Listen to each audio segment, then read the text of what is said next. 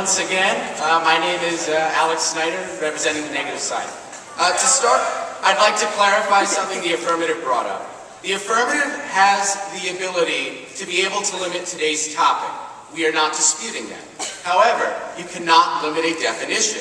You can't call a banana an apple if they're two different things. Therefore, the definition of a secondary school as we provided includes grades 6 through 12. High school is grades 9 through 12. But secondary school includes middle and high. So I once again emphasize that you keep this in mind when making your decision today.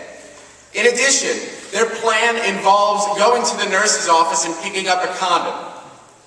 During the school year, that's perfectly acceptable. However, we have a 10-week summer vacation, we get holidays off, and 2 days out of a 7-day week, we're not even in school. So on the times where they're going to be using these condoms, most likely over the weekend, most likely during the summer, and most likely on holidays when there isn't any school to worry about, where are you going to get these condoms from? You can't get them at school. You have to go to the convenience stores or Planned Parenthood facilities. You cannot get them in school. It's ultimately rendered useless.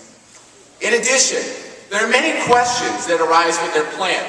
Who's going to pay for these condoms?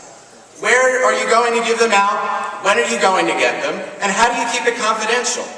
Their system of confidentiality requires a lack of confidentiality. You have to turn in your name to a nurse's office, which requires you to go down or even possibly have your name collected, which ruins the principles of their plan. And even so, it's not foolproof. If a parent does not want their child to receive a condom, but another student is allowed to, they can simply stroll into the nurse's office and get it for another student. It isn't that hard. If I wasn't allowed to get a condom, but my friend was, and say, hey, could you hook me up with this? It happens with things like cigarettes. It's possible. You need to keep in mind that this is not a 100% effective plan. And the need for change is not present as long as we have drug and convenience stores nearby that already provide these things and Planned Parenthood facilities that do so for free.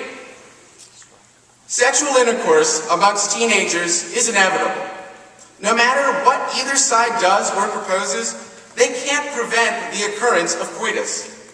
However, what can be prevented is unprotected sex leading to STDs and pregnancy. Education is the only means to convey the message. Use a condom and use it correctly. Education, the way they propose it, does not accomplish this goal. Comprehensive education without availability does. Thank you. Please vote negative.